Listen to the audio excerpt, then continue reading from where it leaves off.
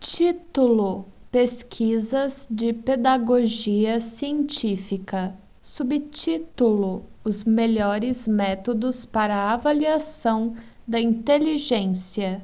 Os que estão atualizados com a literatura sabem que não existe problema mais confuso do que aquele que consiste em procurar nos alunos a relação entre o desenvolvimento corporal com o desenvolvimento da inteligência.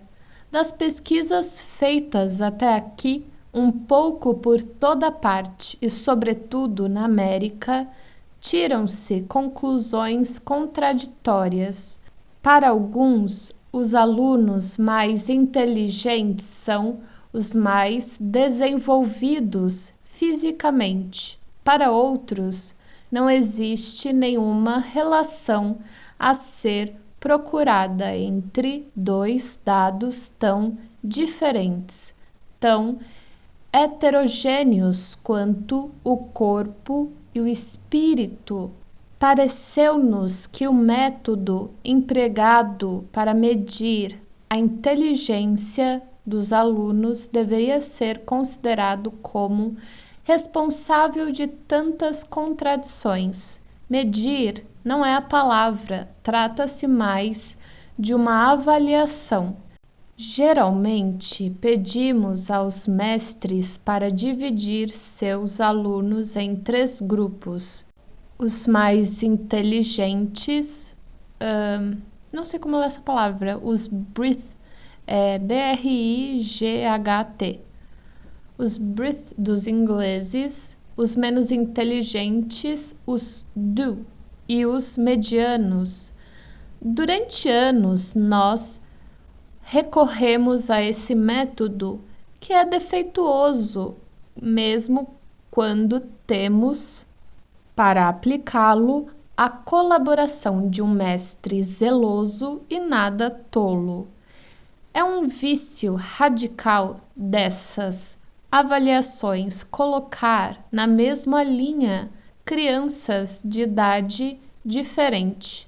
O mestre possui seus julgamentos, sem levar em conta que a criança que ele coloca entre os menos inteligentes é muito jovem e às vezes ocupa essa posição somente em função de sua idade, enquanto que aquele que lhe parece, ao contrário, muito inteligente, deve essa aparência à sua idade mais avançada.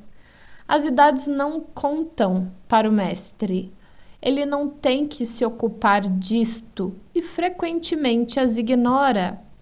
O outro método, aquele que nós preconizamos, consiste em substituir a avaliação subjetiva dos mestres, a indicação da classe na qual o aluno se encontra e a relação entre a classe e sua idade.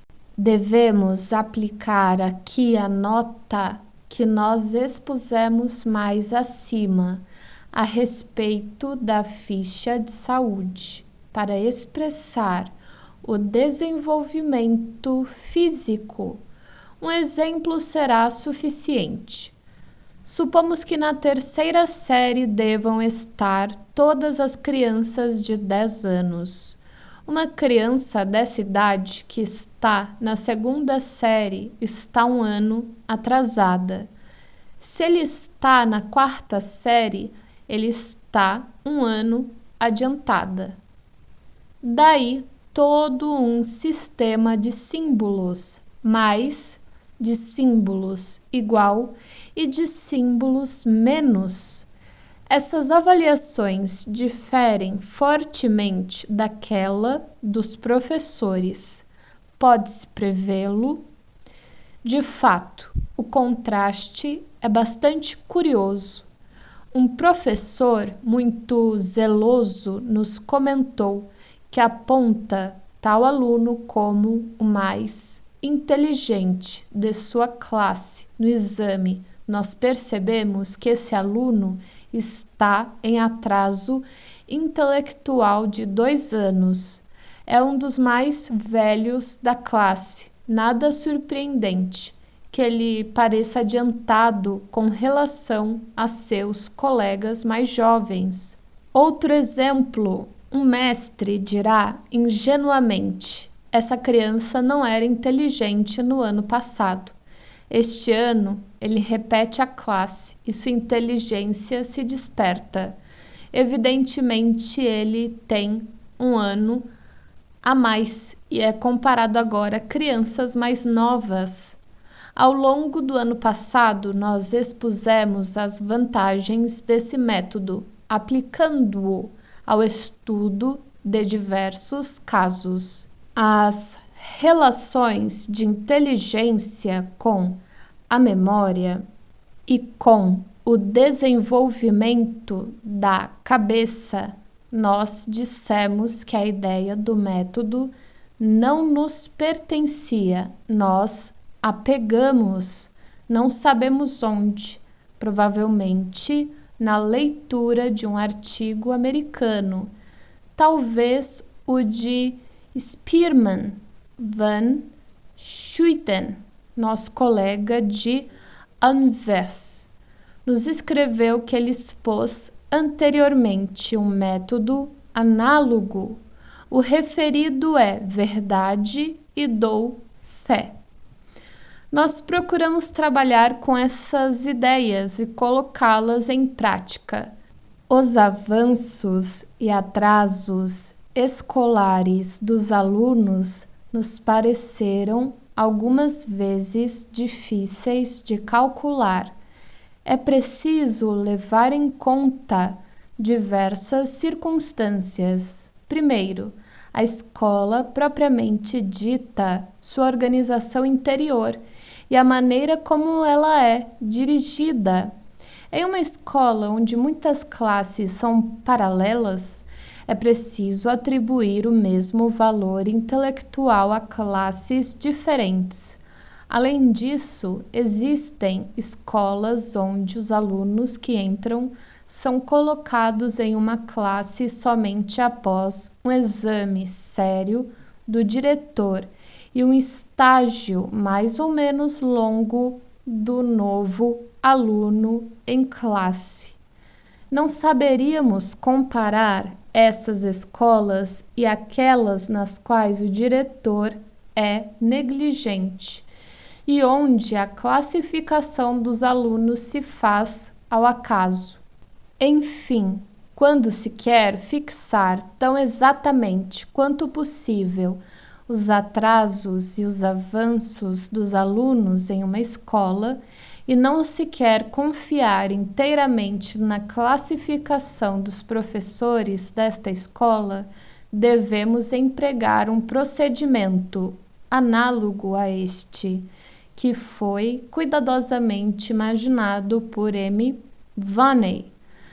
Tomemos uma escola de 4 classes que contém a quarta 35 alunos, a terceira 40 alunos, etc. Organizemos os alunos por grupos de idade, levando em conta os meses e os dias, e digamos que os 35 primeiros devem ocupar a quarta classe, os 40 seguintes a terceira e assim por diante. A diferença entre a classe realmente ocupada de fato pelo aluno e a classe teoricamente atribuída por este cálculo permite saber se a criança está adiantada ou atrasada e o quanto. O método que nós indicamos assim em uma palavra foi experimentado pelas mãos de M. Varney.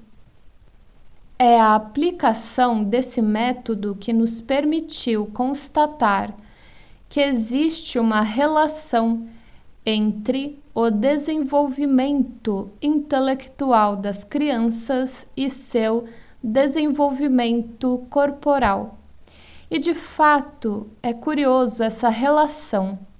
Nem sempre era percebida se pedíssemos ao diretor de cada escola para avaliar o atraso intelectual e o avanço intelectual de cada aluno com relação à sua idade e à sua classe. Fizemos assim, muito conscienciosamente, cálculos que não atingiram nenhum resultado preciso. Depois, quando recomeçamos laboriosamente o trabalho, com o método indicado brevemente acima, tudo se esclareceu e a relação apareceu